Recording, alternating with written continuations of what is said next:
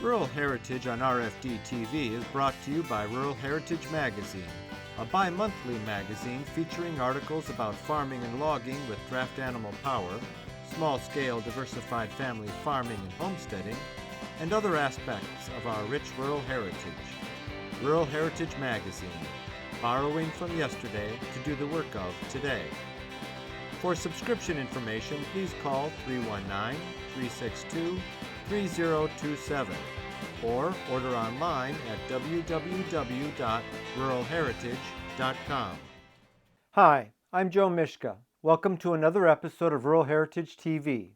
Daphne Kingsley and Cameron Genter operate Lightroot Farm and its associated nonprofit learning center in Boulder, Colorado.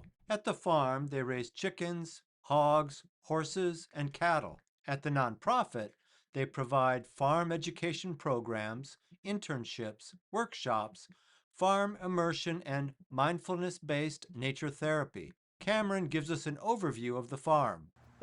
Basically this is a 65-acre farm. We lease from the City of Boulder open space. Okay. So that's kind of unique because, land around here, this land, 65 acres, here, $10, $15 million if anybody were to buy it, right? So the cool thing about Boulder, one of the cool things about what they do is they buy up land and keep it in ag or keep it in open space so that it's not mansions everywhere.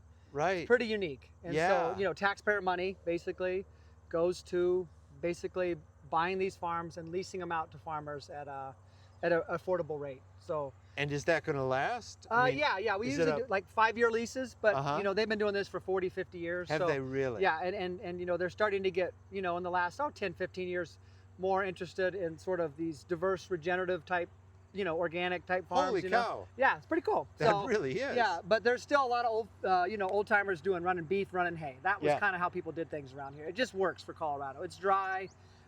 It's not exactly a great dairy place, No, it's ranch country. It's ranch country, yeah, exactly. You know what I'm talking about. So, we rent from the Boulder, 65 acres, and we have water shares with that too. So it's, you don't have long-term, equity in the place per se. You're just leasing. Sure. But that's okay. We're able to do what we need to do and run the farm and I'll tell you about our programs we run, our nonprofit stuff, and it's fine. Dairy's getting smaller now, because so we used to milk more like 20 and sell all that milk, but now because we're really an urban farm, but like it or not, there's a road here. Boulder's, 5 minutes away. Right. So we've adapted to really people want to interact more. Yeah. And so we got caught up milking all the time. As dairy farmers know, it's pretty much all you do. It's really ever hard to get away. Right. You can't trust someone to come in and take over for you. It's hard because no one can live here either, right? That's one of the drawbacks to the open space is no one can live on the land, just us, right? So there's no other houses or trailers, which makes it hard to get back up, So we've had to cut the dairy back. We still got a good working dairy, but it's 5 to 10 cows now. But now we have more time to run all these programs that we're running. And interacting with the public, teaching, educating. We'll talk about it more, but yeah. So sure. Well, the metropolitan market has got to be great bread and butter. Yeah, absolutely. You don't have to worry about. We don't even have a sign on our farm. We barely even advertise. You come here and they'll pay. People out here want high quality food, and they'll pay a premium price. And there's got to be somewhat of a progressive liberal ethos. For better or worse. Right. It's both because what are you gonna? And that lends itself to a demand for whole foods, slow foods, back to the land, organic or natural, that kind of stuff. Yeah, absolutely. And I'm guessing they're affluent. Yes. So very affluent. Yes, so you can charge a premium. Absolutely. Yeah. That's the beautiful part of being here. The flip side is there's sometimes a disconnection with working folk and even animals, draft animals. Yes. It's sort of they sometimes don't know how to perceive that. Like, is this okay? Are you treating them well? It's right. They don't quite know what they're looking at. But you serve as an ambassador. I'm trying to, and they learn. We'll have vegans come here and they'll transform a little bit. That's my goal. If I could transform a vegan to realize, what, actually, I would drink this milk, or I'm not saying that I'm going to get them to eat the meat, but they see the animals are loved and cared for, and it changes their perspective. Yep. So we're trying to be. It's a work in progress because the world, because a lot of the city type folks are, hey, electric vehicles and solar and all that. That's side of their sort of climate sort of And have help. tomato plants in containers and Yes. stuff like that. Right, exactly. So the horse thing is a little bit of a stretch for them, even though it's talk about true regenerative power. Absolutely. We're fully sustainable. The poop and the grass, and it's just a cycle that we could go on forever here. So that's something we're always continuing to educate people on. So I talk with a lot of people that don't have anywhere near your experience and wisdom. They're just rookies and city people. Sure. I mean, sometimes we'll even have corporate groups out, and we'll get the horses out or whatever. It's like a foreign language. Yes. They don't even know what they're looking at. Right. Like they're looking, and I don't even. It's like quiet silence. It's like, how do I even explain this to them? Where do I start? Yeah, where do I start? So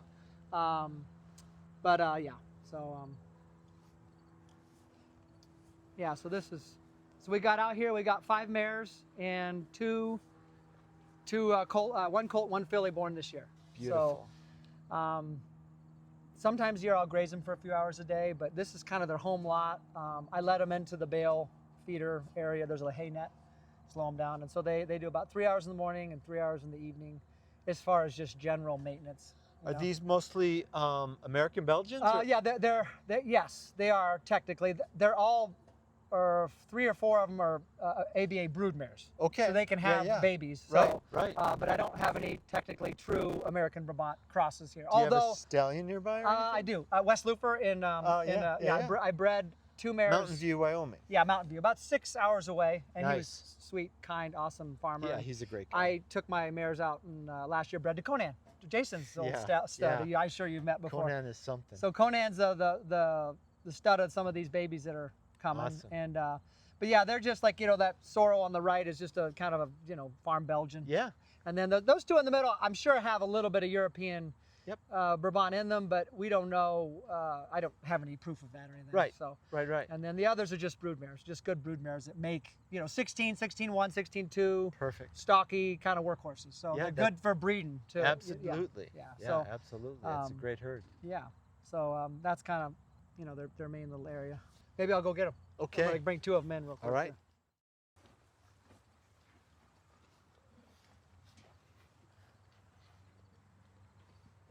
These are the little this is a filly here. Yeah. They're about 3 months now, and that's the bay kind of mare here. Had this little bay filly, and she's pretty chunky already, looking nice. She's terrific. Yeah, doesn't she look nice? She's terrific. And then that little colt there, little stud colt. I mean, I'm gonna geld him, but he's got a nice personality too. Not quite as thick, but it's gonna be tall. Yeah, got to be a little tall. And his mom is, but his mom's 16-1, maybe 16, and then Conan was 16-1. So, but she's got a great temperament in that line. I've noticed. So yeah, well, she won't be like the biggest, thickest worker, but she'll be easy. Yeah, but she'll be proportional. Yeah, exactly.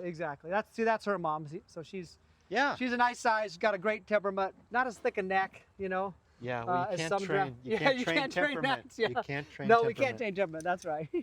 So anyway, they're doing good, and they're kind of they were running on pasture with the moms for a few months, and then they just joined the corral here with the others. So, but they've been handled a lot, the babies.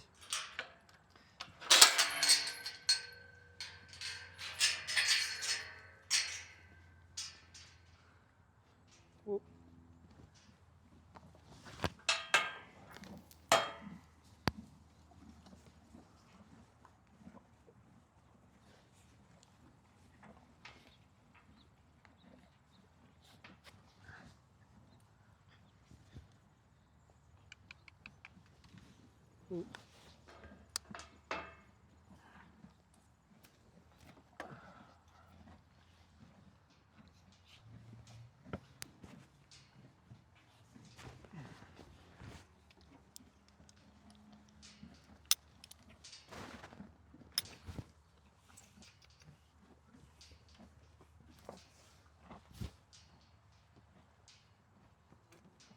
Get up.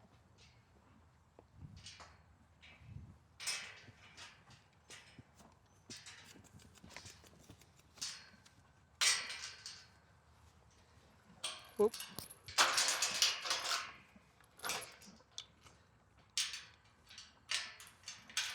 Okay, come on, guys. I'm just gonna bring them into the barn. Come on, girls. You made that look easy. Yeah. They know the routine. They know the routine. Yeah. Yes, sir. And these gals are Well, these guys are 15 years old. These are full sisters, actually. Really? Yep, 15 and, was it 14 and 15 or 15 and 16? I'm not, Sure. got to get the dates right, but yeah, they're full sisters. I've had them for quite a while. I had them most of their life, actually. These came from Wisconsin when I moved out here. So I brought these mares out, so they're real nice. They're, you know, they're good workers, and when it comes time to work, they're real, just to the point. They don't love to be pet or anything like that, you know. They're just kind of like, not like my other ones. But these girls are, yeah, they're great workers. They've done everything for me. Like You for keep 12, them in 13 good years. flesh. Yeah, they're doing And good. you do a good job with the feet. Thank you. Yeah, Are you trimming? Yeah, trim hooves. You do a good job. Yes, yeah, I definitely trim the hooves, and Very nice. we take care of these guys are, yeah, I use the stock sometimes, but we're getting better on the ground. I used to go on the ground with this little hoof jack thing. Good for you. So No, they look great. yeah, they're doing great. Yeah. So just to give you a context of the farm, so we're like 65 acres, right? We sell raw milk.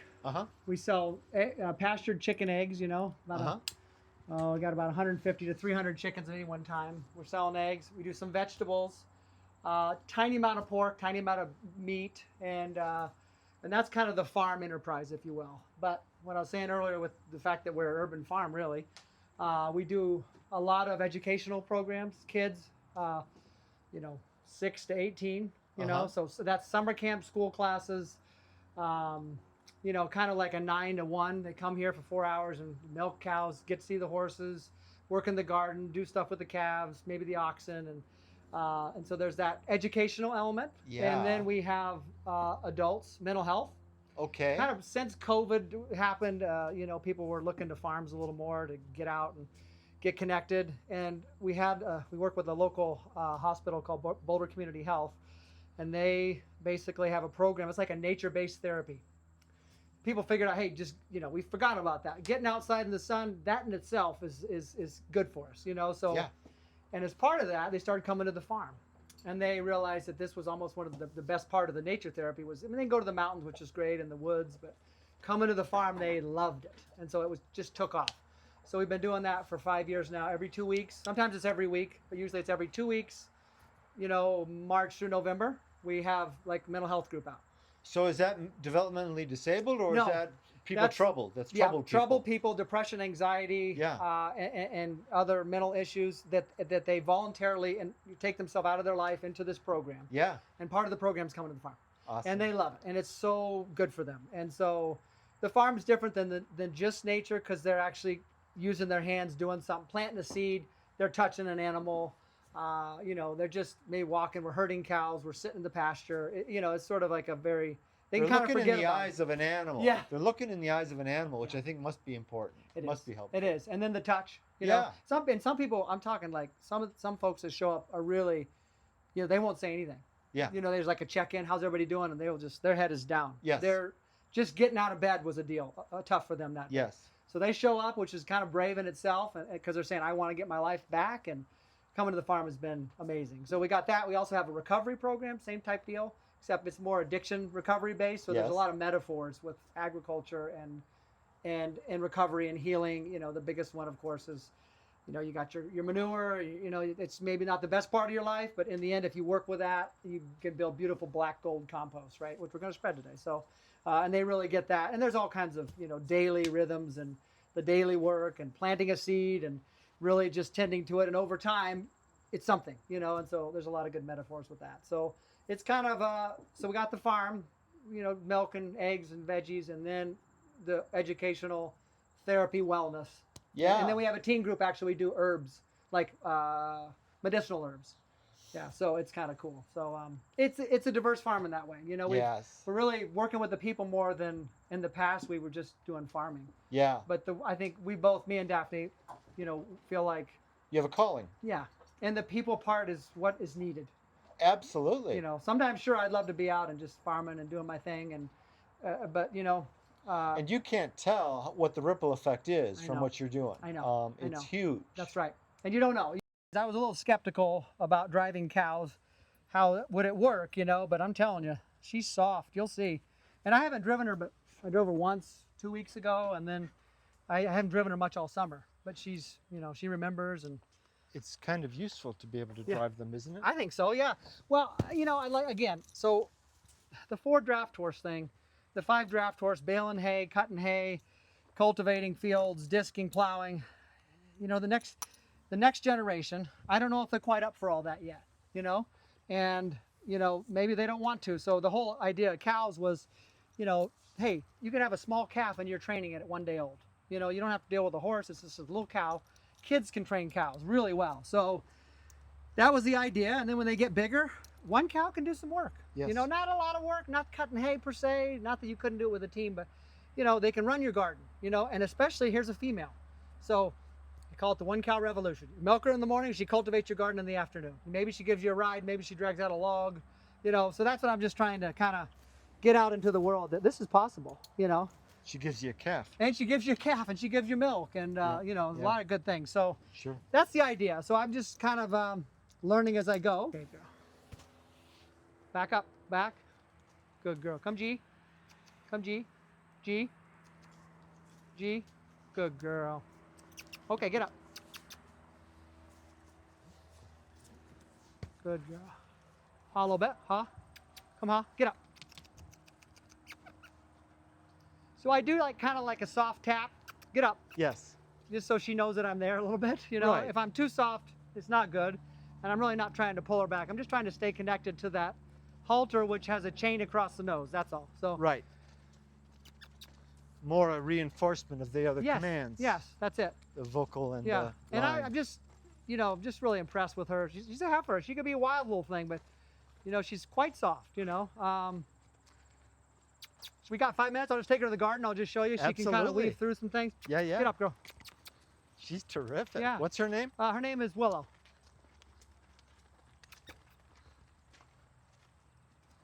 Get up, girl. Get up.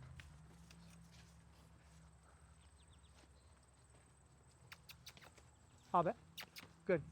Good. Get up.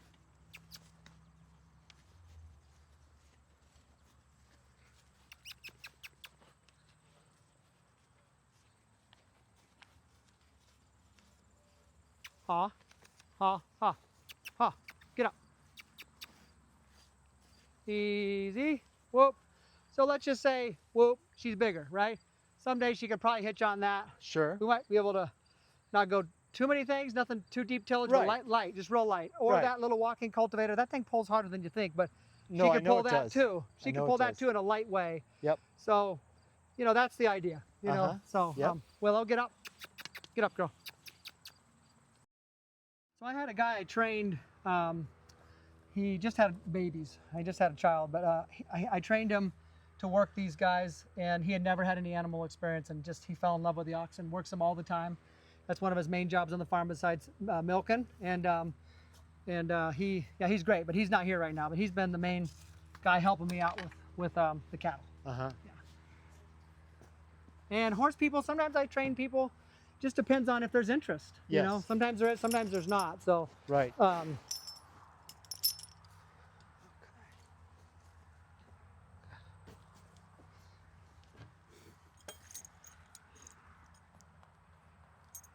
What did you learn to drive first? Horses? horses. 25 years of horses. Yeah.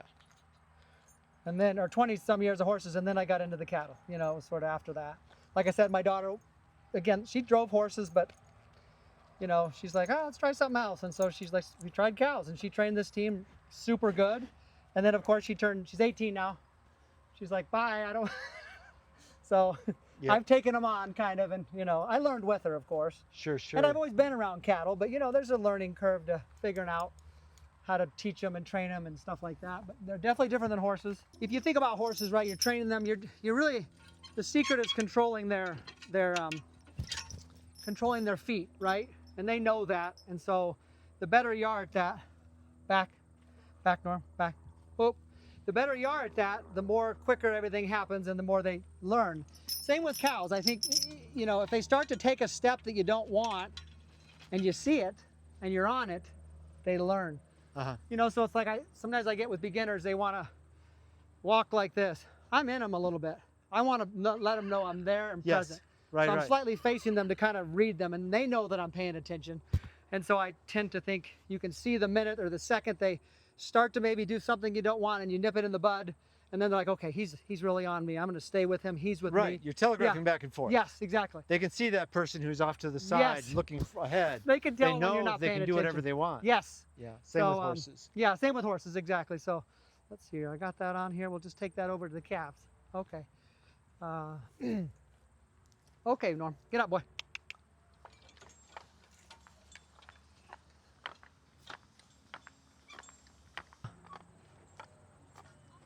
Okay. Good boy. Good boy. G. Good boy. What's that, alfalfa? He might take a bite. Norm, ha. Norm, ha. Good boy. Good boy. Easy. Easy. Easy. Walk easy. I'll do a ha turn. G, G, G, G. Ha, ha, ha. Norm, get up. Ha, ha, ha, ha, ha, ha, ha, ha, ha, please. Ha, ha, bit, ha, bit. Good boy. Ha, ha. Come on. Easy. Whoop, whoop. Is that good? Okay. Here's these 2 heifer calves that we're also training there. And we got collars on them. They get 5 minutes a day. We tie them there at that stall. And yeah, again, they'll be just like Willow and Sticks, just kind of like hopefully driving cows, and yeah.